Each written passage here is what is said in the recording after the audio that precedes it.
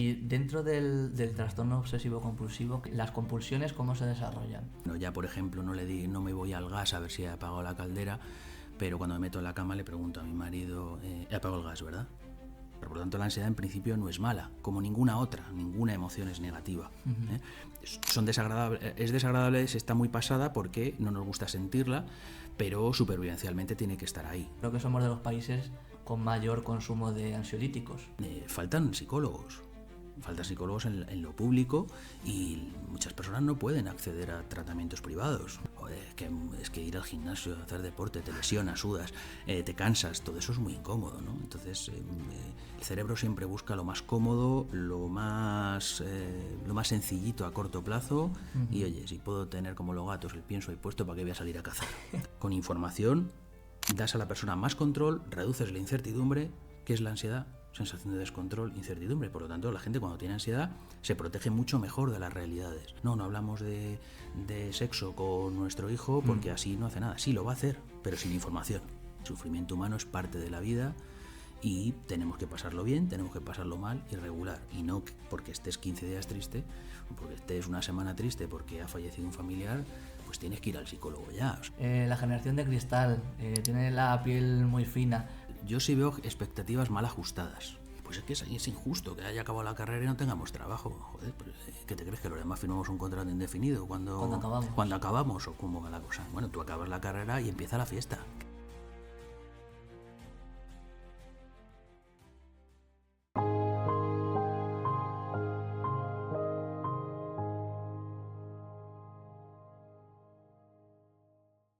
Bienvenidos al segundo episodio de Vía Límbica. Soy Carlos Sánchez de la Torre, psicólogo general sanitario, y hoy tenemos con nosotros a Rubén Sanz, doctor en psicología, licenciado en psicología en la especialidad clínica y de la salud. Su formación específica se ha centrado en la ansiedad y el estrés. Sus líneas de investigación están centradas en procesos de regulación emocional y el estudio experimental de diferentes sesgos cognitivos implicados en el procesamiento de la respuesta emocional. Es profesor de psicología en la Universidad Complutense de Madrid y de distintos cursos de posgrado en diferentes instituciones y centros de formación. Además, es director de la clínica Cuarzo Psicología Científica en Madrid. En septiembre de 2023, Rubén publicó junto a Cristina Carro de Francisco el libro titulado Ansiedad, entenderla y manejarla, donde nos cuenta un poco cómo podemos entender la ansiedad, y de eso vamos a hablar hoy. Emociones, ansiedad, regulación. ¿Qué tal, Rubén? ¿Cómo estás? Bienvenido. Muy bien, encantado de estar contigo y nada, bien hallado en tu vía límbica en este segundo programa, así que muchas gracias por la invitación y aquí estamos a hablar de lo que tú quieras. Nada, por empezar así, por un carácter más global, dentro de la ansiedad, bueno, hablamos de salud mental en general y ahora parece que está en boca de todos la salud mental en medios de comunicación, televisión, redes sociales. Como que se le da más importancia, ¿no? Uh-huh. ¿A qué crees que se debe esto? ¿Que se le dé más importancia ahora a la salud mental? Fundamentalmente el mundo de las emociones ha empezado a ser más conocido, ¿eh? Tenemos un lenguaje mucho más rico, ¿no? A la hora de hablar de emociones ha dejado de ser tabú. Ya no es un estigma, es decir, antes estaba asociado, ¿no?, el estar mal emocionalmente como a locura, ¿no? De hecho, había una frase que se decía mucho cuando le recomendabas a alguien ir al psicólogo: yo no voy al psicólogo que no estoy loco, ¿no? Entonces, bueno, pues se ha normalizado el hecho de que uno puede pasar por malas rachas en la vida, sí, y que no suceda absolutamente nada, ¿no? Se da mucha más educación emocional en los coles, en los institutos, es decir, se habla más de emociones, se comprende mejor. También tenemos alrededor, generalmente siempre, a alguien pues que está acudiendo a algún compañero sin gran problema, ¿no?, en el sentido de la comunicación. Había una cosa muy curiosa que pasaba hace años en consulta, que estabas hablando con una persona y le sonaba el móvil y de repente lo cogían, a lo mejor, no, cógelo, decías, ¿no? Y lo cogían y decían, estoy en el médico. Y ahora dicen, estoy con Rubén o estoy en consulta. Claro, si ha dicho estoy con Rubén es porque le han hablado de mí, y si dicen estoy en el psicólogo, pues lo han normalizado, ¿no? Creo que eso es un avance importantísimo para poder acercarnos a los problemas de salud mental de una mejor manera. Luego está la cara B, un poco, que es que siempre, bueno, pues hay que hablar, pero también hay que hablar bien, ¿no? Muchas veces se hacen psicopatológicos también y se habla de problemas como si fueran problemas psicológicos y no lo son, ¿no? Entonces podemos pasar al extremo opuesto de que problemas normales, sufrimientos normales del día a día, pues no son desórdenes emocionales, son simplemente pues los desajustes que tenemos que tener por estar vivos. Si nos echan de un trabajo, pues tendremos que estar mal. Si tenemos muchas cosas que hacer, pues tenemos que estar estresados, y si fallece un familiar tendremos que estar naturalmente tristes, ¿no? Entonces siempre ese equilibrio entre la información, también la buena información, y el no pasar al otro extremo de que cualquier sufrimiento se haga un problema, pues yo creo que ese equilibrio hay que estar ahí, ¿no? Más que nada porque también es contraproducente lo otro, ¿no? El hacer patológicos cosas que no lo son. Es decir, muchas veces nos han vendido tanto bienestar que es imposible estar bien, ¿no? ¿No? Tanto hablar, tienes que hacer esta prueba, tienes que cuidar esto, tienes que cuidar lo otro. Llegar a esas expectativas es tan sumamente duro que uno siempre tiene la idea de que uno no está ajustado, ¿no? Yo creo que como todo está, la idea está la idea buena está en el término medio. Y dentro de la salud mental parece que cuando hablamos de ello se nos viene una sintomatología específica a todos generalmente, que es la ansiedad. Hablamos mucho o escuchamos mucho a las personas hablar de ansiedad, tengo mucha ansiedad, esta situación específica me genera mucha ansiedad, pero realmente a lo mejor me gustaría que dejáramos claro qué es la ansiedad, haciendo honor al libro, qué es la ansiedad y cómo podemos entenderla mejor, qué es lo que hay que entender. Bueno, pues la ansiedad es una emoción que se pone en marcha en situaciones ambiguas, en situaciones que no están claras, se pone en marcha para nos permite anticipar posibles amenazas, posibles peligros, ¿no? Es decir, es una emoción anticipatoria y en principio pues es buena, o algo que pueda, de alguna manera anticipamos que algo puede ir en contra de nuestros intereses, ¿eh? Por lo tanto nos permite, es como la hijita del miedo, nos permite anticiparnos y nos permite afrontar. Por lo tanto, la ansiedad en principio no es mala, como ninguna otra, ninguna emoción es negativa. Son desagradables, es desagradable, se está muy pasada porque no nos gusta sentirla, pero supervivencialmente tiene que estar ahí. ¿Cuándo empieza a ser un problema? Cuando se superan pues umbrales de frecuencia, de intensidad, de duración, es decir, cuando nos pasamos de la raya a la hora de sentirla, o cuando se activa ante situaciones que no son peligrosas, es decir, cuando de alguna manera no está ajustado el estímulo a la respuesta emocional que estás sintiendo.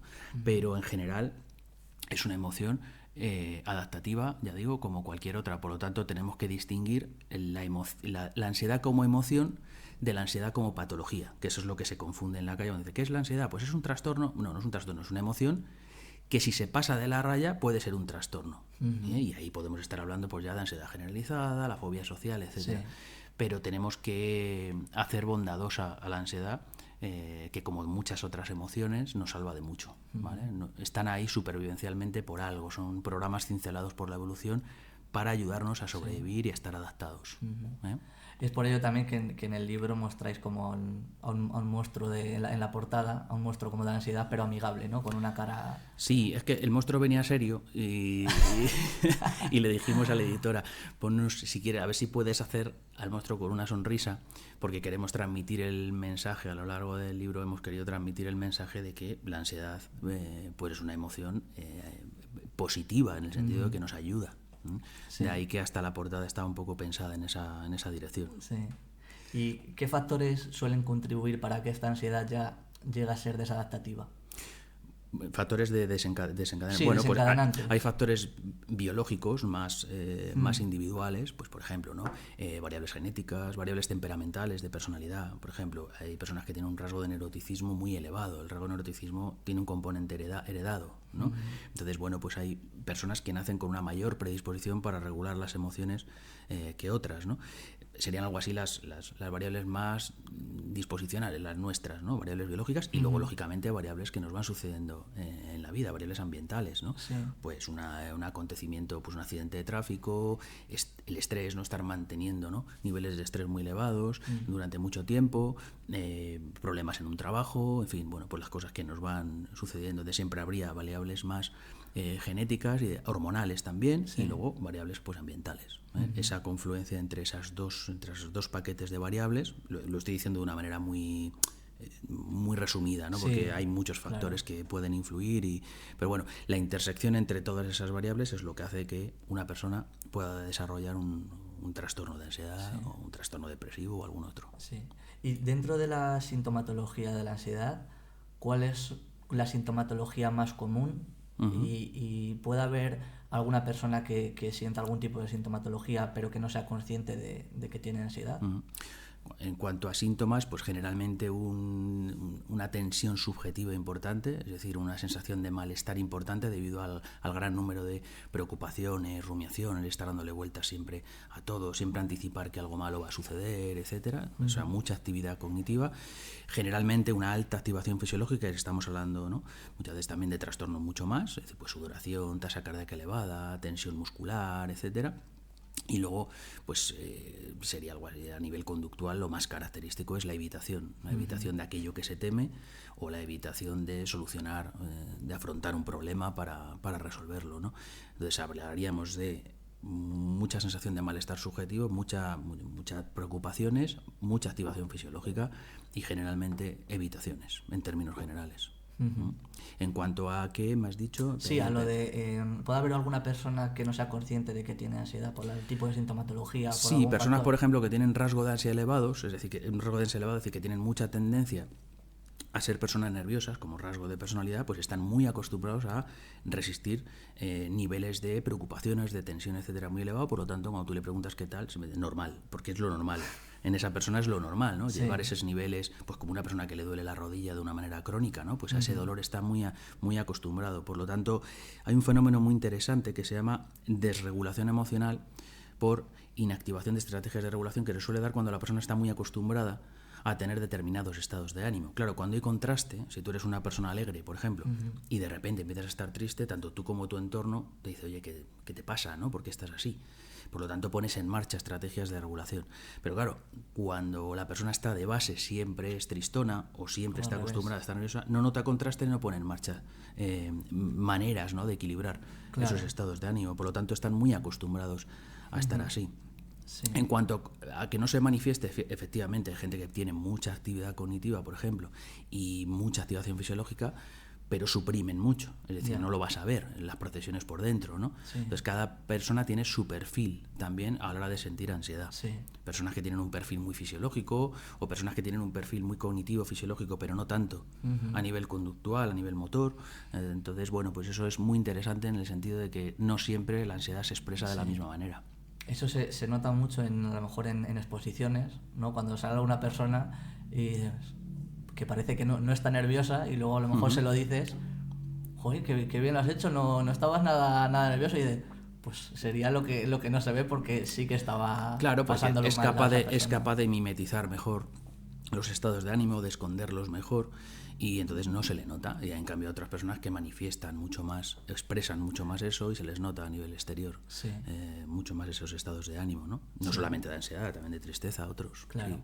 Y cuando hablamos que comentabas de más un rasgo de personalidad, ¿podemos hablar de una personalidad ansiosa? Porque normalmente a lo mejor asociamos la ansiedad a factores externos o internos que nos generan esa sintomatología. ¿Puede haber esa personalidad? Sí, la ansiedad la podemos entender como estado y como rasgo. Es decir, la ansiedad estado en el sentido de una ansiedad más puntual, más pasajera, más situacional, algo que te vayas a enfrentar, pues una cirugía que tengo mañana, un examen, etcétera. Y la ansiedad como rasgo de personalidad sería como una predisposición que la persona tiene a sentirse nervioso. Es decir, hay personas que son son más nerviosas, más tendentes a ver más situaciones como peligrosas, como amenazantes, y a vivir la vida con un mayor nivel de activación. Es decir, las personas que tienen un mayor nivel de ansiedad rasgo generalmente van a sentir que hay más amenazas y van a disparar más fuerte, van a tener más estados de ansiedad. Están un poco relacionadas. Claro. ¿Vale? Entonces, bueno, podemos entenderlo como estado y como rasgo. Pero alguien puede tener una ansiedad estado elevada sin tener una propensión muy alta a nivel de personalidad a la hora de ser nervioso, ¿no? Y hay personas que, claro, que la manera de sentir las cosas pues es de manera muy preocupadiza, muy rumiativa, etcétera, y disparan de una manera mucho más alta que personas que son más tranquilotas de serie, se puede decir, como los coches. Sí, y dentro de los trastornos, ¿no?, cuando ya la sintomatología pues llega a ser desadaptativa, hay varios, ¿no?, dentro de los trastornos de ansiedad. ¿cuál dirías que es la diferencia, o a ver si pudieras explicarnos cuál es la diferencia entre, por ejemplo, el trastorno de ansiedad generalizada, una fobia social, o trastorno de pánico, o un trastorno obsesivo compulsivo? Entiendo que es muy variante, pero... A ver, el patrón, hay diferencias en cuanto al patrón cognitivo, ¿no? Un trastorno de pánico básicamente, generalmente a partir, con agorafobia, ¿no? A partir de una primera crisis de ansiedad, la persona básicamente anticipa que le va a volver a suceder eso donde lo ha pasado muy mal. Por lo tanto, empieza a atender a su sintomatología fisiológica y cuando la nota, la interpreta como peligrosa, como amenazante. Es decir, me está subiendo la tasa cardíaca, entonces me voy a morir, voy a perder el control, etcétera, etcétera. La fobia social es un miedo a la evaluación negativa por parte de los demás. Difiere el contenido. Es decir, ahí el sesgo atencional, es decir, la tendencia a atender a aquello que te preocupa, iría más encaminada ¿a dónde? A la propia conducta. Es decir, yo me he enganchado ahora mismo hablando contigo y entonces ahora va a pensar Carlos que no le está gustando la conversación, etcétera. Sí. Interpreto ese fallo, como amenazante, lo que haría sería aumentar mi estado de ansiedad, ¿no? Sí. Generalmente también está asociado a personas con baja autoestima, una baja concepción de sí mismas, etcétera, ¿no? Y el tercero, el trastorno obsesivo compulsivo, el patrón cognitivo generalmente tiene un fondo más bizarro, más raro. Es decir, los pensamientos son pensamientos intrusivos y la persona, el problema no es tanto el tipo de pensamiento que se le pasa, sino la amenaza que le da. Es decir, si yo pienso esto, a ver si lo voy a hacer. Si yo pienso en coger un cuchillo y clavártelo, ¿por qué se me ha pasado esto por la cabeza? Si lo pienso es que soy mala persona. Si lo pienso, a ver si lo voy a hacer. Sí. Si lo pienso, aumenta la probabilidad de que lo haga. Y esa importancia que yo le doy al pensamiento y la estrategia que voy a elegir, que va a ser fundamentalmente tratar de suprimir eso, lo que hace es aumentarme mucho más la actividad de esa obsesión, ¿no? Entonces, lo que diferiría un poquito sería el contenido, porque luego, en cuanto a sintomatología fisiológica, va a haber una concordancia, ¿no? Y en cuanto también a las partes motoras de evitación y de manera, también va a haber coincidencias. Pero si el perfil cognitivo hay diferencias entre unas y otras. Y luego habría factores que son concordantes, que son, pues eso, van a ser personas con tendencias nerviosas, a ser preocupadizos, etcétera. Sí. Hay puntos que son lo que nosotros llamamos transdiagnósticos. Es decir, que van a aparecer como si fuera un pincho moruno, ¿no? En todos los cuadros de ansiedad, incluso del estado de ánimo también, ¿no? Sí. Ahora está haciendo mucho hincapié en estudiar no solamente la parte que diferencia a los trastornos, que es la tendencia que se ha tenido habitualmente en psicología, ¿no? Sino hacer programas transdiagnósticos donde lo que se tiene en cuenta es la comunalidad. Es decir, qué hay de común entre los diferentes trastornos, y podemos hacer un grupo de tratamiento donde abordemos las partes comunes de los diferentes cuadros, ¿no? Claro. Muy interesante. Sí, claro, porque el modelo antiguo es como que se centraba específicamente en trastornos, en tratar trastornos específicos, y este se centra más en tratar, pues eso, un transdiagnóstico de la sintomatología. Hay diferencias, más comunes, ¿no? Pero hay muchas partes que son comunes. Claro. O sea, la alta activación fisiológica es común, el tener actividad cognitiva elevada en el sentido de preocupaciones, rumiaciones, etcétera, pues es común. O sea que, entonces, bueno, pues muchas veces se pueden hacer tratamientos que son muy efectivos, de 8 o 10 sesiones en grupo, que están dando muy buenos resultados, ¿vale?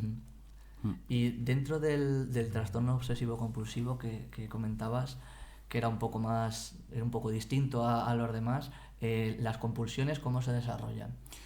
Las compulsiones, vamos a ver, el trastorno obsesivo compulsivo, el problema puede haber de diferentes tipos. Hay de diferente ético, religioso, de seguridad, de limpieza, de lavado. Bueno, hay muchos tipos de contenido, ¿no? Sí. Entonces, la obsesión básicamente genera mucha ansiedad, y el individuo lo que trata de hacer son conductas que lo que hacen es reducir la ansiedad que produce esa obsesión. Es decir, si yo tengo mucho miedo a contagiarme, lo que hago es empezar a lavarme las manos de manera compulsiva, y ese lavado de manos a corto plazo me produce relajación. ¿Cuál es el problema?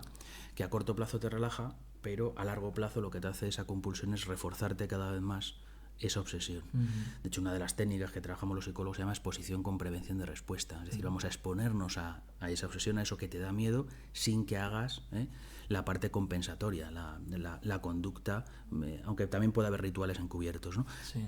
Pero la conducta que te haga reducir esa ansiedad, porque si no cada vez es mayor las veces que lo haces, y el refuerzo de la obsesión. Claro, porque lo comentabas de los rituales encubiertos, es cierto pues que pues a lo mejor hay son más conductas difíciles de que son más identificar. visibles y otras a lo mejor que pueda ser una compulsión cognitiva que no se manifieste en una conducta. Claro, y entonces esas son más difíciles de identificar. Claro. Generalmente, en consulta y por la propia persona. Si es externa es más fácil, porque si es lavado de manos o comprobación de 15 veces el gas o cosas por el estilo, pues es más fácil identificar. Las encubiertas tienen más dificultades, porque además se transforman, se sofistican, ¿no? Sí. Se van elaborando de otra manera. Bueno, ya por ejemplo no me voy al gas a ver si he apagado la caldera, pero cuando me meto en la cama le pregunto a mi marido, he apagado el gas, ¿verdad? Claro. Entonces de alguna manera he sofisticado, he cambiado una cosa por otra. Entonces hay que estar muy fino para identificar esas variaciones. Y yendo ya un poco al manejo de esta ansiedad, que ya hemos entendido un poco que es una emoción que no es mala, es mala si es desadaptativa. ¿Qué puede ayudarnos a regularla cuando se nos va de las manos? ¿Y qué podemos hacer o dejar de hacer para regularla mejor? Hombre, es muy general, ¿no? Pero vamos, si tuviera que dar algunos tips más básicos, ¿no? Lo primero sería, a nivel cognitivo, dar una importancia a las cosas razonables, es decir, valorar el peligro ajustado, ¿no? Valorar las cosas de una manera menos amenazante, ¿no? Si te das cuenta, hay muy pocas cosas en la vida que nos vayan a pasar gordas en general, y la inmensa mayoría de una persona que se preocupa mucho, generalmente las cosas o no suceden con la gravedad que nosotros anticipamos. Con esto no quiero decir que no haya cosas importantes en la vida y graves, las hay, pero cuando una persona tiene un trastorno de ansiedad generalizada, generalmente el cálculo que hace de amenaza está muy por encima de lo que va a pasar, y que si pasa tampoco es tan grave. Por lo tanto, ser ajustado en cuanto a la interpretación de amenaza de las cosas, ¿no?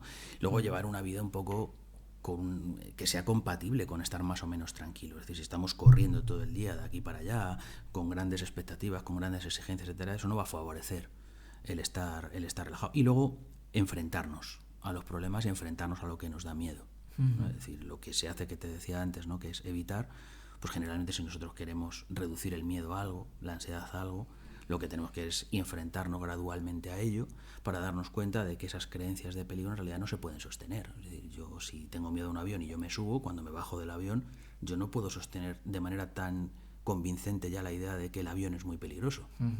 Si me subo 2 veces, lo voy a poder sostener menos. Es decir, lo que estoy haciendo es desestructurando esa creencia, debilitando esa creencia. Por lo tanto, manejar mejor nuestras preocupaciones y los peligros que anticipamos, y, bueno, de manera resumida, enfrentarnos a aquello que nos da miedo y enfrentarnos a la resolución de los problemas. Luego esas dos cosas se podrían disgregar en muchas cositas, que es lo que hacemos los psicólogos en tratamiento, ¿no? Pues llevar unos buenos hábitos de alimentación, de ejercicio físico, técnicas de relajación, ¿no? Estar en una buena disposición para afrontar los estresores, ¿no? Dormir bien, comer bien, todo ese tipo de cosas. En general, luego habría muchas. Sí. Y a la hora de, por ejemplo, que estabas mencionando el reestructurar pues esa creencia, por ejemplo, con el ejemplo del avión, puede ser difícil, ¿no? En algunos casos el reestructurar creencias que están muy arraigadas o esquemas cognitivos, ¿no? Muy complicado, sí, porque algunas veces están muy elaborados, están muy sostenidos, ¿no? Con el paso del tiempo, en base a muchas evitaciones y con mucho ensamblaje cognitivo y con muchos significados. Entonces, desarmarlos muchas veces es complicado. Claro. Algunas veces no importa tanto el contenido del pensamiento, sino la confianza que la persona deposita en ese pensamiento. El proceso. Sí, variables más de carácter que nosotros llamamos metacognitivo y variables de regulación de los propios procesos, más que el contenido en sí mismo. Quiero decir, por ejemplo, si nos sale un bulto en el brazo, tanto tú como yo, en principio nos vamos a preocupar, vamos a decir, joder, ¿esto qué es? ¿Vale? El problema es que la persona, por ejemplo, que tiene un trastorno, una hipocondría, cuando piensa esto va a ser algo grave, confía en ese pensamiento a un 95%. Yeah. Una persona que no lo sea, también lo va a pensar, el contenido que se va a activar es el mismo, pero va a abrir otras posibilidades. Bueno, pues muchos bultos no son nada, ir al médico, me lo miraré, y no confía tanto, no confía al 95%, a lo mejor confía al 30% o al 40%, y eso hace que nos salvemos de muchas. Por lo tanto, muchas veces, igual que las estrategias de regulación emocional, es decir, hay trabajos muy interesantes donde lo que se está viendo no solamente es que el paciente tenga estrategias o que tengamos estrategias de regulación emocional, sino que confiemos en su uso. que tengamos confianza, que nos sintamos hábiles a la hora de poner en marcha esas estrategias, ¿no? Entonces la reestructuración cognitiva va mucho más allá de, bueno, piensa en un pensamiento alternativo, porque la persona en general sabe que lo que le da miedo muchas veces es excesivo. Lo que pasa es que cuando llega, por ejemplo, una fobia a volar, ¿no? Estamos poniendo ese ejemplo, ¿no? Llega a Barajas, le tiemblan las piernas. Entonces, la experiencia de subirte al avión y bajarte hace que se debilite. Es decir, el hecho de enfrentarnos a cosas puede ser una estrategia también de reestructuración cognitiva, de reestructuración de pensamientos, de cambio de pensamientos. Sí. Incluso más potente que alguien te diga lo que tienes que pensar. La gente no cambia habitualmente porque le digas que es lo correcto en cuanto tiene que pensar, si no lo siente. Claro. La gente tiene que sentir que hay una manera de pensar alternativa que es más sensata que la que pensaba antes. Claro. Pero si una persona te dice, no, ya no me da miedo, pero al final, luego después, cuando tiene que tal, resulta que se va en coche a Francia o a Alemania en vez de coger un avión, pues no estaré yo muy convencido de que ese miedo está resuelto. O sea, es muy importante la confianza en el proceso en sí, ¿no? Muy importante el hecho de que no importa tanto que tú despliegues una preocupación en muchas ocasiones, sino cuánta confianza tienes en ese pensamiento. ¿Vale? Sí. Sobre todo para resultados negativos, me refiero. Yeah. Te das cuenta, muchas veces pasa lo mismo con la autoestima, etcétera, ¿no? Todos tenemos cosas buenas y malas, ¿no? Pero ¿cuánto confías tú en tus habilidades? Porque hay mucha gente que tiene baja autoestima, pero son brillantes. Otros, en cambio, al revés, no lo son tanto y tienen unas autoestimas desmedidas, ¿no? Entonces, al final, si hay un equilibrio entre eso, ¿no? Tienes que tener habilidades, pero a su vez tienes que confiar en ellas, ¿no? A la hora de ejecutar. Entonces, sí, el proceso de reestructuración cognitiva no es sencillo, no es tan sencillo como decirle a la persona, mira, estás magnificando o estás sacando conclusiones sin pruebas. Esta manera alternativa es la que tienes que pensar. Vale, muy bien, pero todo eso luego después hay que creérselo. Y creérselo ya no es tan sencillo. Ni es tan sencillo identificarlo, sobre todo cuando está muy normalizado, y es muy complicado cambiarlo, ¿vale? Porque un pensamiento en muchas ocasiones tiene muchas patas, ¿vale? Igual que las emociones, hay capas de emociones. ¿Vale? Sí. No, o sea, yo por ejemplo te puedo puedo llorar porque te hago querer sentir culpable, pero debajo lo que hay, por ejemplo, es miedo a que me dejes. Todo esto es entramado, hay que desmontarlo para poder cambiar eso. Si no vas al núcleo de todo eso, si no te das cuenta de los procesos que hay, de toda la arquitectura que hay cognitiva, generalmente es un cambio muy superficial lo que se produce. Yeah. Es un cambio muy bueno, pues sí, dejo de fumar, pero dejo de fumar porque el médico me lo ha dicho, pero no va a ser sostenible, porque en realidad no es un cambio que la persona se crea, no es un cambio que tenga dentro, que diga ahora sí lo voy a hacer. Es un cambio, bueno, pues porque me han echado la bronca y porque mi mujer o mi marido me están diciendo todos los días que deje de fumar. Pues a corto plazo va... Pero la probabilidad de recaída va a ser muchísimo mayor. Claro. ¿No? Entonces no es sencillo, no es tan sencillo como venga, pensamiento alternativo y ya está. Es más difícil que todo eso. Bueno, y cualquier persona que nos exploremos vemos que no es tan sencillo cambiar cosas cuando las tenemos instauradas, ni hábitos, ni pensamientos, ni absolutamente nada. La gente tendemos a cambiar por la general poco. En cuanto a estructura base de personalidad. Un tratamiento te puede ayudar, por ejemplo, pues a cambiar, a pulir algunos detalles, a darte estrategias para llevarte mejor, etcétera, pero no vas a conseguir que una persona que sea hiper tímida, muy inhibida, etcétera, sea una persona hiper sociable, ¿vale? Pero sí le puedes enseñar a tener una serie de recursos para que con su timidez se maneje mejor en circunstancias sociales. Eso sí. ¿Y alguna vez has experimentado algún episodio personalmente de ansiedad o bueno, algún aspecto psicológico el cual te ha hecho reflexionar del tratamiento, de la consulta de los pacientes? Sí, siempre. Ansiedad siento todas las semanas de una manera generalmente ajustada, pero bueno, hemos dicho que es normal, por lo tanto, pues los psicólogos también tenemos ansiedad, claro, y nos enfrentamos a ella pues continuamente. Todos tenemos... mira, algo que he aprendido yo en esta profesión con el paso de los años es que no me fío nada, ni de las personas perfectas, ni de las familias perfectas, ni de las parejas, ni de nada que sea perfecto. Es decir, tú hablas con cualquier persona, con cualquier pareja, rascas un poco y todos tenemos más o menos las mismas fisuras. Otra cosa es que las contemos o no. Claro. Por lo tanto, claro que sí. No sé qué más pregunta al final, si la siento. Y sí, que si esa ansiedad que puedes llegar a sentir o esa sintomatología te ha hecho a veces reflexionar en cuanto al tratamiento, en cuanto a a lo que le das a tus pacientes. Totalmente. Mira, hay una cosa que siempre digo, ¿no?, a mis alumnos y que me aplico también a mí, que es no dar un consejo que yo no me crea para mí. Es decir, hay gente que recomienda cosas, pues venga al gimnasio 2 horas, pero coño, si no vas tú, ni cuarto de hora, ¿sabes? Es decir, tienen que ser cosas sensatas, acopladas a la persona. No le puedes mandar a una persona de 65 años, vete al gimnasio cuando no ha hecho deporte nunca. Los consejos tienen que estar equilibrados y ser acordes a la idiosincrasia de la persona, a su manera de vivir, etcétera, ¿no? Si no, no vas, o sea, no hay una manera única de vivir, ni una manera de ser feliz única, si no todo el mundo iríamos por el mismo. Los consejos tienen que estar adaptadas a la persona y siempre pues tener sentido común. No puedes ver, por ejemplo, pues una persona que venga a verte con 80 años, dolor crónico, etcétera, y que le mandes 25 autorregistros y 20 tareas para la semana que viene. Eso no tiene ningún tipo de lógica, ¿no? Entonces sí, yo trato un poco en la medida de lo posible de decir, oye, tiene mucho que ver con el concepto de empatía, si te das cuenta, ¿no? Sí. Es decir, cuando dices algo, dices, pero si es que esta persona, si a lo mejor yo estaría peor en su situación, ¿no? Y eso te hace ajustar mucho los parámetros y encajar y empastar mucho mejor con los consejos que das. Sí, claro. Siempre. Trato de hacerlo siempre. Eso es de lo que hablaba muchas veces, de que los libros están muy bien, pero luego la vida también te da ese aprendizaje a la hora de aplicar y ajustar las técnicas a cada persona. Uno de los padres de la psicología en España, José Luis Pinillo, decía que si solamente sabes de psicología, ni de psicología sabes. Es decir, yo creo que un buen psicólogo tiene que tener el conocimiento de los procesos básicos, atención, memoria, aprendizaje, etcétera. Tiene que tener también conocimiento en psicopatología, tiene que tener también conocimiento en técnica, en las técnicas, ¿no?, de intervención, las más eficaces, las más fiables, pero tiene que tener también una cierta cultura, una cierta vida, una manera de entender las cosas, que si no te quedas muy fuera de lo que es. Fíjate, yo siempre digo que en esta profesión probablemente sea una de las cosas, una profesión donde tu manera de ser determine mucho el cómo te va profesionalmente.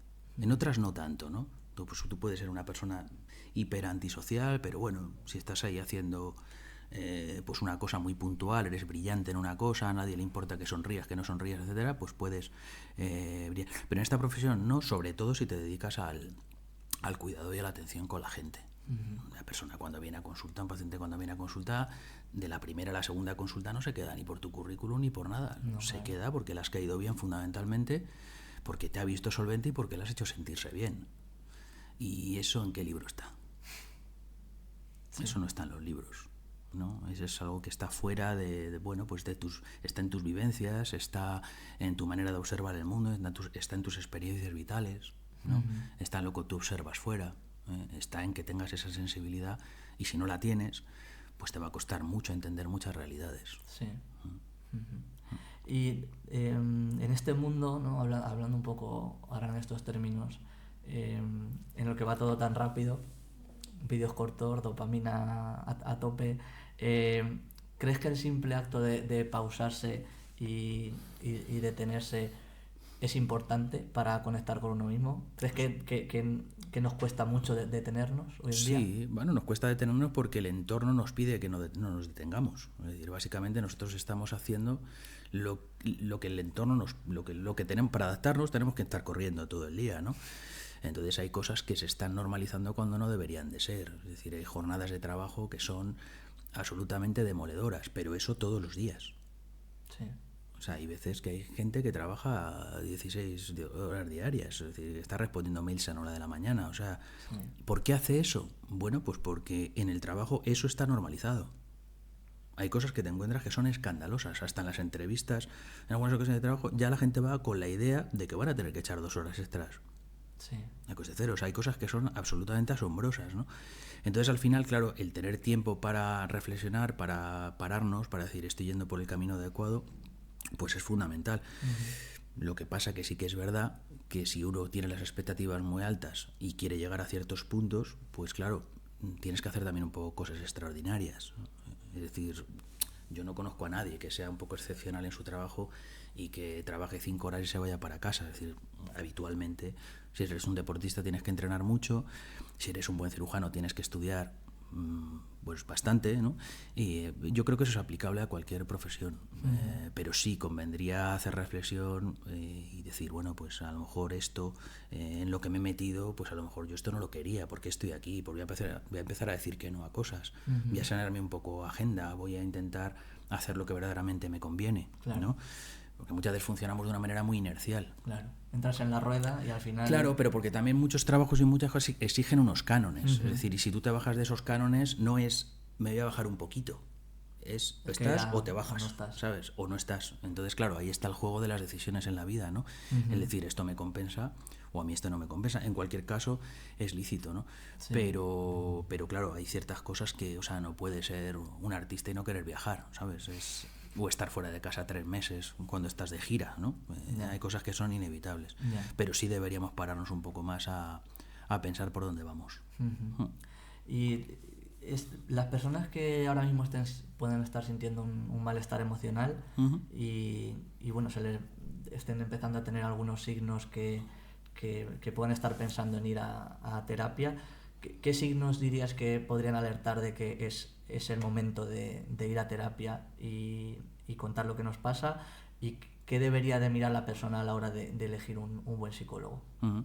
Bueno, generalmente cuando vas a poder identificar que tienes un problema, que quizá te conviene pedir ayuda, pues cuando tienes un gran malestar subjetivo, es decir, pues cuando la vida se te hace complicada, cuando tienes unos niveles donde siempre tienes la sensación de ir por detrás en muchas ocasiones de las cosas, cuando empiezan a aparecer algunas veces problemas de salud, ¿no? Que son muchas veces problemas psicofisiológicos, ¿no? Sí.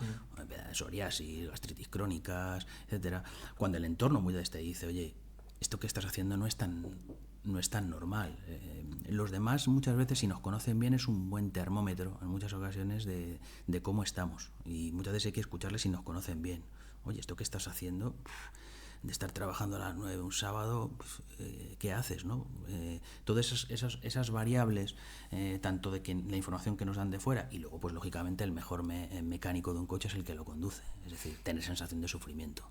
Y sobre todo también esa sensación de que estás tratando de equilibrar algo, pasa el tiempo y o bien no lo equilibras o bien incluso va empeorando con el paso del tiempo, ¿no?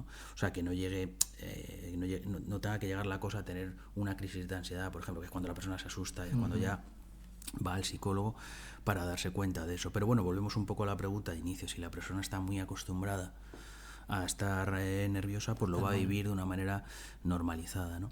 Uh-huh. ¿Qué tiene que mirar o qué parámetros no tendría que ver para ir a un psicólogo? Bueno, pues lo primero, que cumpla con los estándares mínimos que tiene que tener, pues que tenga la titulación que tiene que tener, y eso es muy fácil de ver, que esté colegiado en su colegio oficial correspondiente, que sea un poco especialista en aquello que nos va a tratar, ¿no? Uh-huh.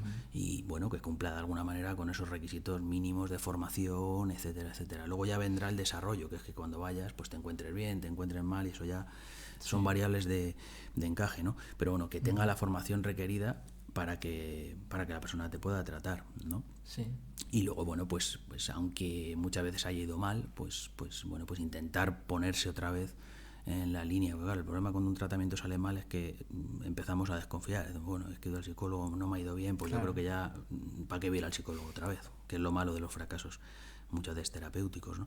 Pero que sea un buen especialista, ¿no? En muchas ocasiones se pueden ver las reseñas curriculares, ¿no? Si vas a ir a una consulta, por ejemplo, se puede ver las reseñas curriculares, se pueden ver un poco los currículums. O sea, ahora mismo tenemos una vía para saber en manos de quién nos ponemos, para saber, oye, si quién nos va... Bueno, igual que si te van a operar, pues oye, yo quiero saber un poco el currículum de esa persona y si tiene experiencia o no la tiene. Ya. Y cuanto más grave sea la problemática, pues más experiencia generalmente es necesaria tener para ciertas cosas, ¿vale? Y respecto a lo que comentabas de bueno, tener una mala experiencia con ir a terapia, ¿tú qué cambios notas en las personas cuando han tenido un cambio y un proceso terapéutico exitoso? ¿Y qué le dirías a una persona que ha tenido una mala experiencia yendo al psicólogo y que a lo mejor dice, yo no quiero ir al psicólogo nunca más? Pues cuando hay un éxito terapéutico, claramente ellos mismos te lo dicen, me ha cambiado la vida. Es decir, antes estaba sufriendo por todo, lo estaba pasando mal, todo esto me lo tomaba con una importancia enorme, no era capaz de disfrutar de nada, o estaba triste, lo que quiera que sea, y una vez acabado, pues te dicen, pues agradezco un montón el tratamiento y ahora soy capaz de vivir, quizá a lo mejor no diametralmente opuesto, como te decía antes, ¿no?, a lo que era, pero sí con sensación de calidad de vida. Por lo tanto, o sea, aunque luego podamos pasar test, instrumentos y tal, al final la persona te dice muy claramente, porque la persona que siente dolor, pues antes tenía dolor y ahora me duele menos, como una muela, y la vida la llevo mejor y donde me estresaba me estreso menos. Por lo tanto, eso es un parámetro muy, muy fácil de identificar. ¿Qué le diré a una persona que tiene un problema y ha tenido una mala experiencia? Que se dé otra oportunidad. Que se dé otra oportunidad, es decir, que se informe a otro profesional, que se informe a ver si lo que se ha hecho es lo que había que hacer, ¿no?, para ese problema en concreto, ¿no? No porque, ya te digo, no porque la gente muchas veces sea que el profesional sea malo o lo que quiera que sea, pero bueno, pues a lo mejor no has conectado, lo que quiera que sea, y bueno, pues como tantas otras cosas en la vida, pues vamos a darnos otra oportunidad para solventar algo como haríamos con cualquier otro problema de salud, ¿no? Es decir, he ido a un dentista, no me han tratado bien, la dentista la he visto que estaba muy no sé qué, pues voy a probar en esta otra que son más simpáticos, y he visto que en la clínica hay muchas reseñas positivas de la gente que va allí, ¿no? Entonces, pues como todo, cuando tienes una mala experiencia, si quieres llegar a un objetivo, pues vuélvela a intentar, asesorándonos bien y conectando con la persona y poniéndonos de nuestra parte para solucionarlo, ¿no? Sí, darnos otra oportunidad. Sí. Sería el mejor consejo, yo creo. Y entrando un poco más en la terapia, ¿cuál sería el enfoque terapéutico con más evidencia científica para el tratamiento de la ansiedad o en general? El más eficaz y eficiente para la inmensa mayoría de desórdenes emocionales, aunque luego hay programas de tratamiento específicos, ¿no? Pues, por ejemplo, para el trastorno límite de la personalidad, etcétera. El más efectivo y eficiente es la orientación cognitivo-conductual, ¿vale?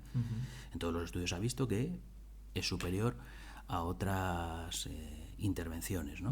En cuanto a coste, eficacia, ¿no? Bueno, los puntos en los que inciden unas y otras, pues muchas veces tienen diferencias. No significa que otras no puedan venirte bien, ¿eh? Porque luego hay personas que dicen, bueno, pero yo es que he hecho esto y me fue muy bien. Bueno, muy bien, y uno puede, no podemos tomar una Coca-Cola tú y yo después de esta entrevista y nos va a venir muy bien a nivel emocional, ¿no? Pero eso no significa, ¿no?, que sea un tratamiento avalado en sí mismo por la ciencia, ¿no? Por lo tanto, sí, la orientación más efectiva y eficiente, ya digo, es la cognitivo-conductual. Es una orientación muy orientada... ¿Cómo lo diferenciarías de otros enfoques? Porque ahora yo entiendo que un potencial paciente, ¿no?, una persona que quiera ir a consulta, empieza a buscar y hay muchos cortes y muchas terapias específicas en muchas consultas. Entonces, claro, ¿cuál dirías que es la diferencia, ¿no? Bueno, es un enfoque muy orientado a la solución de problemas, al manejo de pensamientos que te generan, ¿no?, muchas veces problemas emocionales. Es decir, hay una manera de pensar que te ayuda más que otra, y luego pues una manera de enfrentarte a los problemas y de solucionar los problemas que podemos ir cambiándola con el paso del tiempo. Es decir, la cuestión básica es que tú has aprendido a lo largo del tiempo a desarrollar una manera de afrontar la vida, y igual que la has aprendido, pues podemos desaprender algunas cosas y aprender otras nuevas, ¿no? Eso no significa que no atendamos, porque hay gente que dice, bueno, pues entonces no atendemos a la causa que lo produjo, etcétera. Sí, lo tenemos en cuenta, ¿no? Pero en comparación con otras líneas de intervención, etcétera, no estamos tan focalizados todo el día en qué pasó, por qué pasó y dándole vueltas a lo que pasó, sino más bien orientados a la solución de lo que se ha desarrollado, ¿no? Y luego, bueno, pues hay diferentes enfoques que nos tiraríamos mucho tiempo hablando y tal, pero bueno, básicamente la diferencia y en qué se centra es una cosa muy orientada a la solución de problemas y al presente y a tirar para adelante, ¿no? Básicamente con cambio de pensamientos y con cambios de conductas. Y en cuanto a medicamentos y en el caso de una intervención, un tratamiento de ansiedad, ¿qué tan efectivos son en el tratamiento, por ejemplo, de la ansiedad, los medicamentos, y cuáles serían sus efectos secundarios en algunos de ellos? Bueno, el tratamiento de primera elección para los trastornos de ansiedad es la terapia cognitivo-conductual, ¿vale? Sí es cierto, por no ser radical en las afirmaciones, que a veces las personas presentan unos niveles de activación tan elevados, presentan unos problemas de sueño que son muy inaccesibles al principio a poder trabajar con ellos, o hay comorbilidad con otros cuadros, pues, por ejemplo con depresión, etcétera, y algunas veces durante un tiempo, ¿no?, lo más breve posible, pues se necesita un apoyo, en muchas ocasiones farmacológico. Pero a ser posible tiene que ser la línea primaria de intervención tiene que ser un tratamiento cognitivo-conductual. Es decir, hay muchas personas que están tomándose durante años benzodiazepinas y eso es un problema. ¿Por qué es un problema? Pues bueno, pues genera dependencia, genera adicción, genera tolerancia, es decir, cada vez necesitas más dosis para conseguir los mismos efectos, genera síndromes amnésicos, ¿eh? Entonces el fármaco empieza, en vez de ser parte de la solución, empieza a ser parte del problema. Es totalmente inadecuado manejar los trastornos de ansiedad con fármacos y con benzodiazepinas, ¿eh? Claro. A largo plazo la persona tiene el mismo problema, desarrolla otros, ¿no? Y al final, a nivel, por ejemplo, económico, ¿no? En cuanto a los planes económicos de salud, etcétera, resulta mucho más caro que los tratamientos psicológicos, Claro. ¿vale? Por lo tanto, el tratamiento de primera acción para los trastornos de ansiedad es el psicológico cognitivo-conductual, ¿vale? Lo que no significa que en algunos momentos puntuales, pero lo que recomienda la guía NICE, la guía de excelencia clínica para las benzodiazepinas, es el menor tiempo imprescindible. Sí. Es decir, estamos 15 días, ya hemos bajado la activación y vamos de retirada. ¿Y por qué crees que en España, porque creo que, bueno, leí una noticia, no sé hasta qué punto es cierta, pero creo que somos de los países con mayor consumo de ansiolíticos? Bueno, el principal problema por el que la gente se toma benzodiazepinas es porque se recetan. Claro. Y porque no está la cosa, todavía no tenemos, o sea, se habla mucho de salud mental atendiendo un poco a la taza al podcast, hablemos de tal, pero luego después faltan psicólogos en lo público y muchas personas no pueden acceder a tratamientos privados, ¿no? Por lo tanto, claro, al final la gente hace lo que puede hacer. Si yo no te puedo ofrecer, tú estás muy nervioso y yo no te puedo ofrecer un tratamiento porque no hay psicólogo, pues te ofrezco lo que tengo. ¿Qué tengo? Pues pastillas, ¿no? Entonces, pues al final es una sociedad muy medicalizada. Claro. Para muchas cosas. Y luego hay un patrón de desinformación gordo, ¿eh? Sí. O sea, las personas, no, es que me va muy bien esta pastilla ya, pero en realidad no estamos solucionando nada. Es un parche al final, ¿no? Es un parche a corto plazo. Claro. Es decir, pero claro, cada vez vas a necesitar más cantidad. Pero en realidad la estructura del problema tú no la estás cambiando, porque no estás cambiando tu manera de pensar, no estás cambiando tu manera de afrontar las cosas, no estás cambiando la importancia, no estás desarrollando estrategias para solventar los problemas.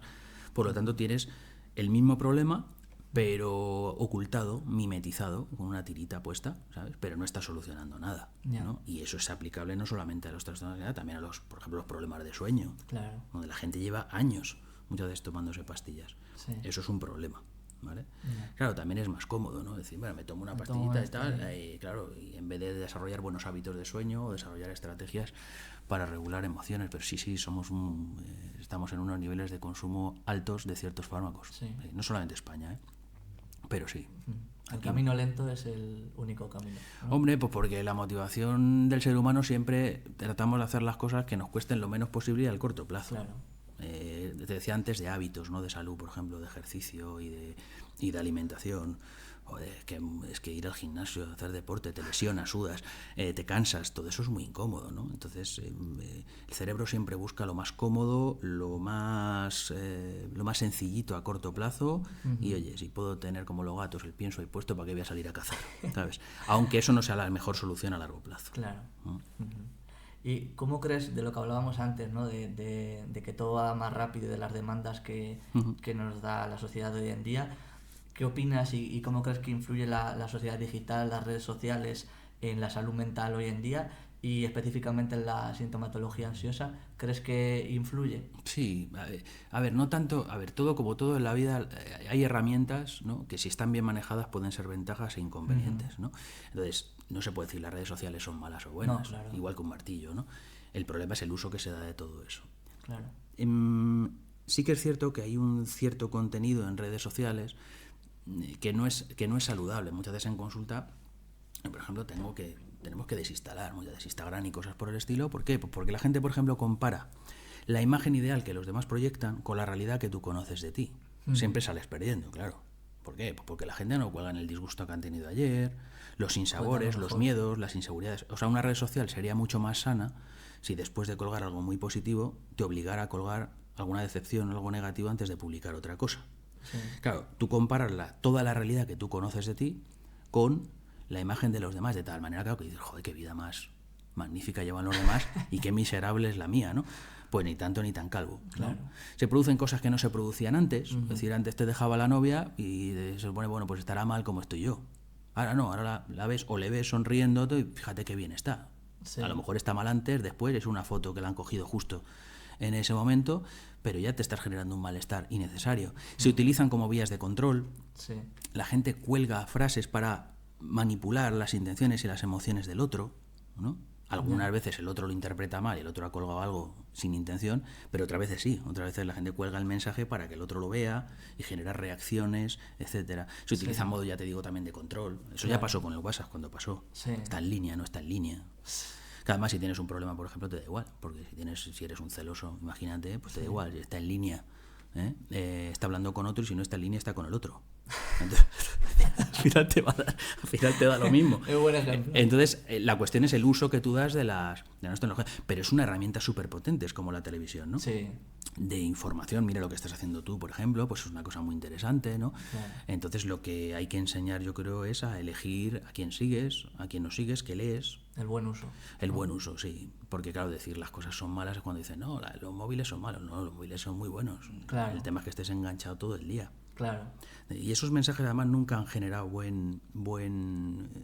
una buena resolución de los conflictos, ¿no? El cortar por igual lo que el sano, consumo ¿no? de sustancias. Claro, Siempre he sí, dicho, lo las mismo. drogas son malas, la prohibición, pero claro, si tú prohíbes y tú dices que las drogas son malas y no das más información, eso genera muchas veces un aura, ¿no? En muchas ocasiones de misterio donde la gente se acerca más. Sí.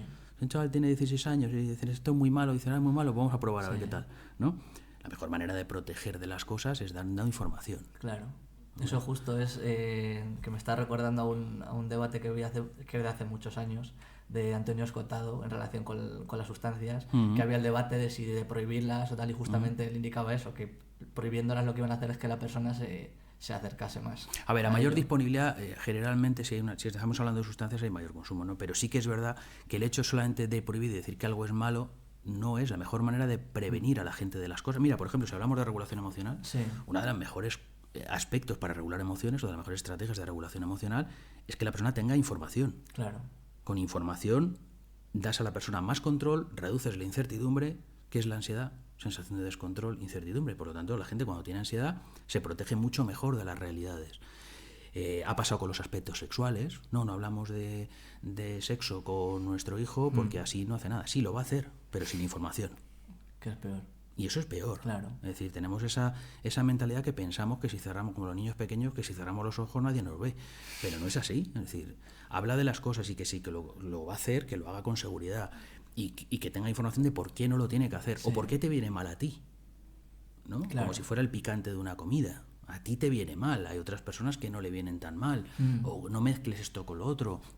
O las redes sociales no sigas a estas personas, o sé crítico con lo que lees, o sé crítico con lo que... O sea, el problema es que es una sociedad muchas veces muy acrítica, como el cerebro funciona de una manera muy comodona, en general, si nos gusta la información que nos entra, simplemente nos la creemos. Y si no nos gusta, es cuando de alguna manera lo criticamos y tratamos de meter racionalidad, ¿no? Entonces yo creo que hay que educar a la gente, a las nuevas generaciones, etcétera, para que hagan un buen uso de eso. Claro, decir que es malo a mí me parece totalmente inapropiado. Ya. ¿No? Y pues igual que cuando se dicen, es que está jugando todo el día y entonces tiene una adicción. Bueno, tiene una adicción, depende. Hay gente que está jugando todo el día y son gamers profesionales.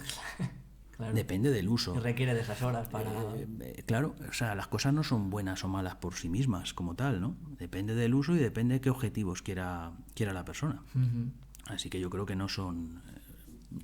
no tienen por qué ser malas como muchas otras cosas. Y en relación con esto que estábamos comentando de la información, ¿no? de lo importante que es informarse y educarse, en relación con la ansiedad, ¿qué mitos crees que hay un poco instaurados en la sociedad y que te gustaría desmentir? Bueno, el principal mito, te lo he dicho un poco antes, es un poco la ansiedad es mala, la ansiedad es un trastorno y sobre todo, si tuviera que pegar un zambombazo a algo que se ha instaurado con el paso del tiempo, es en la solución. ¿En la solución? En la solución, es decir, siempre o durante mucho tiempo se dan y se siguen dando soluciones farmacológicas que están claramente desaconsejadas. Ya. ¿No? Entonces, por un lado, la ansiedad es igual a trastorno, primer error. ¿Cómo solucionamos esa ansiedad o esos malestares? Segundo error. Entonces, yo si tuviera que reducirlo, ¿no?, a dos deseos, como si fuera la lámpara de Aladín, pues lo que haría sería esas dos cosas. Sí. Buena información de lo que es y que la gente sepa cómo a largo plazo se solucionan los problemas de ansiedad. Sí. Y bueno, en los últimos años quería hablar contigo si ha habido algún avance significativo en cuanto a prevención y tratamiento de los trastornos emocionales, y también que me dieras un poco lo que estabas comentando ahora, la visión antigua, ¿no? Si pudieras volver atrás del modelo médico o de algo que cambiarías en el Sí, tratamiento. a ver, los trastornos de ansiedad, a ver, son conocidos desde hace tiempo, pero cada vez vamos afinando más. Vamos afinando más en los procesos metacognitivos que hay debajo, en modelos que nos permiten comprender mejor cómo se estructuran los problemas, en planes de tratamiento, ¿no? que afinan mucho en cuanto a coste-eficacia, como te decía antes, ¿no? Modelos transdiagnósticos, etcétera. Sí. O sea, se puede decir que los trastornos de ansiedad los conocemos bien. Igual que otros trastornos son más difíciles, hay mucha interacción de variables y no tenemos tampoco tan claro los protocolos de intervención. En los trastornos de ansiedad conocemos bien cómo funcionan y qué es lo que tenemos que hacer con ellos, ¿no? Y generalmente, aunque no son todos iguales en cuanto a igual de duros de alguna manera, porque el trastorno de pánico pues es un trastorno que si se hace lo que se tiene que hacer, la tasa de éxito y de mantenimiento de resultados pues suele ser muy buena, ¿no? Claro. Por ejemplo, el trastorno obsesivo compulsivo pues ya es un trastorno más difícil al trato, ¿no? También hay un rasgo de personalidad también más rígido, menos flexibilidad cognitiva, eso dificulta mucho las cosas, pero en general tenemos muy claro qué es lo que tenemos que hacer y generalmente los resultados son muy buenos, ¿no? Sí. Me haces la segunda pregunta, que era si pudieras volver atrás al modelo médico, ¿no? O qué cosas se hayan hecho mal en cuanto al tratamiento de los trastornos emocionales, ¿qué cambiarías? lo que te he dicho antes, tratarlos con medicación. Sí. Claro, pero es que detrás de las cosas que muchas veces pasan hay muchos intereses. Claro. Entonces, claro, detrás del consumo de benzodiazepinas hay mucho dinero detrás, ¿no? Claro. Entonces, lo que yo desmontaría, pues dar a la gente las claves de ponerse en manos de un buen especialista, donde generalmente un trastorno de ansiedad se resuelve de una manera muy satisfactoria habitualmente, ¿no? Así que sí, desmontaría la manera de intervenir sobre ello. Sí. Y bueno, Rubén, ya por ir cerrando un poco la charla, que me está pareciendo súper interesante, quería hablar un poco del lema del podcast. Si lo puedes enseñar tú ahí, que a lo mejor se te ve un poco más. Dice, hablemos para sanar. Hablemos, ¿no?, para sanar. Bueno, pues en relación con esto, quería preguntarte cuánto crees que es de importante hablar los problemas y cuando nos encontramos mal a la hora de solucionar estos problemas, y qué importancia le das. Es muy importante el hablar de lo que nos pasa por dentro, es una estrategia fantástica de regulación emocional. Siempre, claro, siempre hay que elegir con quién se habla, porque no todo el mundo sirve, ¿no? Hay que saber escuchar también, además. Hay que saber escuchar, tienes que saber a quién depositas esas emociones, porque hay muchas personas que tratan de expresarse, pero lo que encuentran es, bueno, tú no te preocupes por eso, que no sé qué. Hombre, si no tienes motivos para estar triste. Entonces, claro, hay que elegir bien, claro, a quién uno expresa, ¿no? Nuestro mundo interior, pero sí es necesario hablar. Si te refieres un poco al ámbito más privado, o sea, lo que nos pasa a cada uno, la expresión de las emociones y pedir ayuda y hablar de ello es una de las mejores estrategias que uno puede hacer. Es decir, las penas expresadas son menos penas, los aspectos positivos expresados son más positivos, por lo tanto la expresión siempre es interesante. Sí. Y luego, si es a nivel social, para cambiar un poco el cómo tenemos concebidos los problemas de salud mental y que haya más recursos, etcétera, pues creo que es fundamental dar guerra y que se escuche, ¿no? Todo esto para que, bueno, pues para que haya más psicólogos en la atención pública. Y como he dicho antes, es muy importante hablar, pero hablar bien también. O sea, yo no creo que haya que hablar de todo a todas horas, con independencia de la especialización que tengamos, porque hay cosas que tampoco a mí particularmente me gustan, ¿no? Gente que habla, da igual, que haya habido un terremoto, que haya habido un crimen o que haya habido no sé qué, damos esa visión psicológica y entonces yo eso tampoco lo veo adecuado, ¿no? O sea, yo creo que hay que ser riguroso y hablar de lo que uno sabe, porque si no nos vamos a la desinformación. O sea, es una sutileza. Entonces, muchas veces no tenemos ese equilibrio para decir, bueno, pues a lo mejor hay que decir que no a una entrevista porque no tengo ni idea de eso, o no tengo nada que aportar ahí, o no me apetece aportarlo. Pero sí, hablar de los problemas de salud mental es necesario. Y también es importante, como te he dicho antes, no psicopatologizarlo todo. O sea, el sufrimiento humano es parte de la vida y tenemos que pasarlo bien, tenemos que pasarlo mal y regular. Y no porque estés 15 días triste o porque estés una semana triste porque ha fallecido un familiar, pues tienes que ir al psicólogo ya. O sea, no, igual que cuando nos duele un poco la cabeza no vamos al médico tampoco. Primero nos tomamos un Gelocatil y si no se nos quita, vamos, ¿no? Claro. Pues con los problemas de salud mental pasa exactamente lo mismo, ¿no? Pero sí, hablar siempre es, comunicarnos siempre alivia. Sí. Bueno, Rubén, pues vamos con la última parte del podcast, que es la pregunta que nos dejó María el otro día para ti. La puedes coger, que está por ahí. A ver, vamos a la ver. lees. Vamos a Yo ver. no me hago responsable de lo que te haya preguntado. A ver, dice, ¿a crees que se Acércate debe... para que se te escuche. Dice, ¿a qué crees que se debe el aumento de suicidios en adolescentes? Bueno, yo creo que esto tiene mucho que ver con recursos. ¿Vale? Tiene mucho que ver con recursos, tiene mucho que ver con algo que me has preguntado antes.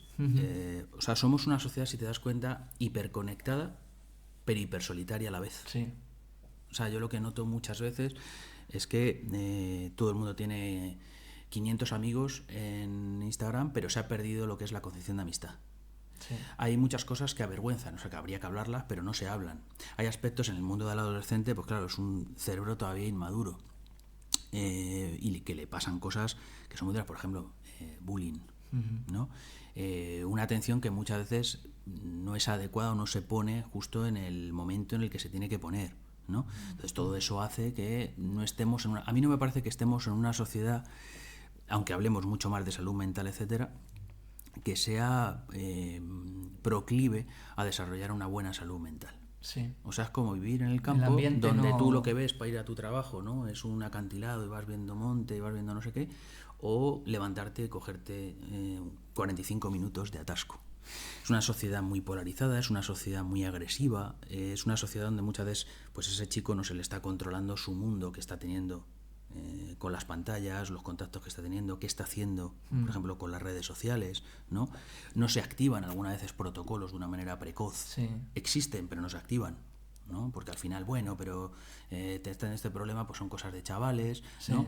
Entonces vamos muy rápido, de tal manera que a ver qué notas has sacado. Bueno, pero aparte de qué notas has sacado, ¿cómo estás de estado de ánimo, hijo? ¿Qué tal te está gustando el curso? Y tu amigo, ¿qué te ha pasado con él? Que te veo un poco más serio. Vamos demasiado rápido, ¿no? Entonces, en una edad pues vulnerable hace que sean pues, una edad de mayor riesgo para que pasen ese tipo de cosas, ¿no? ¿Crees que desde el COVID, el otro día lo hablaba con un compañero, digo, desde del COVID, no sé si tú piensas lo mismo, la gente se ha metido como mucho más para adentro, ¿no? O sea, la gente como que le cuesta más salir, socializar más, o sea, como que se han acostumbrado a estar mejor solos o quedarse en casa viendo una película. Y entonces, claro, en una etapa muchas veces cuando se producen una mezcla de, bueno, luego los aspectos hormonales y los aspectos biológicos, es una etapa donde está todo absolutamente revolucionado y entonces pues todos esos factores juntos pues hace que un adolescente sea mucho más una bomba de relojería con mucha menos capacidad de control, etcétera, que muchas veces un adulto. Claro. ¿No? Claro, sería un cóctel de cosas. Claro, eso es lo que te iba a preguntar al respecto. ¿Crees que actualmente en la sociedad, en los adolescentes, y hay como esta teoría que dicen, es que la generación de cristal tiene la piel muy fina? ¿Crees que después del COVID ha subido como la intensidad, ¿no? o el neuroticismo en la gente, en la sociedad en general? Bueno, se incrementaron los problemas de ansiedad y depresión, la primera vez se incrementaron los problemas, ¿no? No, yo lo que yo creo es, la generación de cristal, yo sí veo expectativas mal ajustadas. O sea, creo que hay una tendencia, ¿no?, a pensar que esta generación pues tenemos, o que hay dificultades que no han tenido otras generaciones. O sea, cada generación ha tenido sus dificultades, ¿no? Y además, como pensemos que nuestra vida nos la van a resolver otros, vamos mal. Es decir, nosotros tenemos, yo creo que partir de la vida, cuando somos unos adolescentes o empezamos o nos sacamos la carrera, a partir de la idea de que tenemos que ser humildes, que valemos poquito no como persona me refiero, y que tenemos que ir desde abajo para arriba, ¿no? Entonces, cuando tú pones las expectativas demasiado elevadas, luego se ha producido otra cosa. Antes hay un concepto en psicología que se llama el locus de control. Antes había ese locus de control interno de que si yo me esfuerzo más, más puedo conseguir. Pero como muchas cosas van mal a nivel laboral, etcétera, se ha producido el efecto contrario. Da igual lo que haga porque los resultados van a ser malos, por lo tanto caigo en indefensión, ¿no? No hago nada y a ver si tengo suerte, ¿no? No creo que tampoco voy a decir o la gente joven es que son más flojos, no, tampoco estoy de acuerdo con eso. Creo que hay dificultades que se han agravado. Por ejemplo, el acceso a la vivienda, cosas por el estilo, yo creo que se han complicado muchas cosas, ¿no? Pero luego ahí sí que es verdad que muchas veces pues ves gente que dices, pues estás muy equivocado en los aprendizajes que tienes. Pues es que es injusto que haya acabado la carrera y no tengamos trabajo. Joder, pues, ¿qué te crees? ¿Que los demás firmamos un contrato indefinido cuando acabamos? ¿O cómo va la cosa? Bueno, tú acabas la carrera y empieza la fiesta. Claro. Y ahí en función de lo que trabajes, en función de lo que si sabes aprovechar oportunidades, si te relacionas bien, si sabes estar donde tienes que estar, si sigues estudiando, si sigues formándote, bueno, pues tendrás más probabilidades. Yo siempre digo, pues no sé, pues un título universitario es el carnet de conducir, pero nadie te compra el coche. Claro. El coche que tú tengas dependerá de lo que te trabajes. De momento lo que tienes es el carnet, ¿no? Y luego sí que es verdad pues que en muchos sitios pues se les da las cosas en las familias demasiado gratuitas, de tal manera que la tele, la Play, lo otro pues es como el aire que respiramos, es gratis, ¿no? Y yo creo que es muy interesante enseñar que las cosas tienen un coste, que las cosas cuestan, ¿no? Sí. Y que si tú quieres cosas excepcionales tendrás que hacer también esfuerzos un poco excepcionales, claro. Pero a nadie le cae, ¿no? O personas que por ejemplo piensan que cuando llueve solamente les llueve a ellos. Es que yo tengo dificultades, bueno, tú y todos, ¿sabes? Y tú tendrás que luchar con tus batallas y el otro lucha con las suyas, ¿no? No sé si algunas de estas cosas que te estoy contando tienen que ver con una generación de cristal o siempre ha habido siempre hay personas que han no, tendencia no tanto, pero siempre ha habido personas que piensan que las cosas caen de un guindo, ¿no? Sí. Yo creo que hay que ilustrar a la gente de tú quieres tener un mejor sueldo, tú quieres tener un mejor horario, tú quieres mejor, pues tendrás que valer más. Claro. Y para valer más tendrás que saber hacer cosas diferentes, o sea, que seas más excepcional en lo que hagas. Si sabes hacer lo mismo que todo el mundo, pues lógicamente tu valor será menor que el que es un crack en lo que sea. Pero eso yo creo que es aplicable a cualquier profesión. Y luego la tendencia también a que no todo el mundo podemos ser iguales. O sea, se ofrece esa idea de tu lucha por todo, que todo lo puedes conseguir. Joder, ojalá fuera todo tan fácil. Es decir, bueno, pues si yo juego al tenis, pues el año que viene jugaré mejor que el año anterior. Si canto, cantaré mejor que el año anterior. Pero no voy a ser Plácido Domingo. Claro. Es decir, no todo el mundo puede ser Plácido Domingo, no todo el mundo puede ser Rafa Nadal. Y tampoco pasa nada, ¿no? Entonces hay una tendencia a querer llegar a sitios que dices, bueno, es que si todas las variables siguen la curva normal. Sí, las expectativas desajustadas, ¿no? Que comentabas. Las expectativas desajustadas. Es decir, quiero un sueldazo y quiero de 9 a 2. Sí, ya. Pero todo eso, para eso tienes que valerlo, ¿vale? Y si no lo vales, pues si tú lo pides vas a tener grandes desajustes, ¿no? Eso puede ser de esta generación y también de otras. Sí. O sea, son desajustes que pueden tener que ver también con las personas, porque luego también yo me encuentro gente joven que no tiene nada de esto. O sea, no hay que ser injusto. Yo gente joven que curra, deportistas de élite que se matan y están a las 6 de la mañana en una piscina y luego por la tarde van a la facultad, y esos también son que tienen 20 años. Claro. O sea que yo creo que hay que... Yo creo que no es una cuestión muchas veces solamente de generación, sino lo que uno aprende en su casa también. Claro. Y bueno, Rubén, ya para ir terminando, me está pareciendo súper interesante lo que estamos hablando. Igual que has leído la pregunta de María Riveras, ahora te toca a ti hacer una pregunta muy bien. para el siguiente invitado. Vamos a ver. Si te quieres apoyar. Sí, vamos a ver qué... Aquí. Sorpresa, ¿vale? ¿No? El invitado sorpresa. Invitado sorpresa. Puedes hacer una pregunta, un dilema ético o alguna pregunta de psicología que se te ocurra. Y para el próximo programa la persona que venga pues lo leerá. ¿Vale? No me hago responsable de lo que está poniendo Rubén ahí. No es mala. No. Quería poner un poco ahí de picante a la pregunta. Pues nada, aquí dejo la sorpresita. Ahí está, ahí deja la sorpresa, dóblalo y lo metes en el recipiente. Y nada, Rubén, ha sido un placer tener esta charla contigo. Creo que hemos aprendido un montón de ansiedad, de la vida también, que hemos hablado que tan importante es vivir. Y nada, ya para terminar, quiero que despidas tú el podcast y puedes decir lo que quieras a cámara. Pues nada, insultar. Yo lo primero agradecerte la invitación, ha sido un placer estar contigo, ya sabes que te tengo aprecio y bueno, para mí pues es un auténtico placer estar aquí contigo.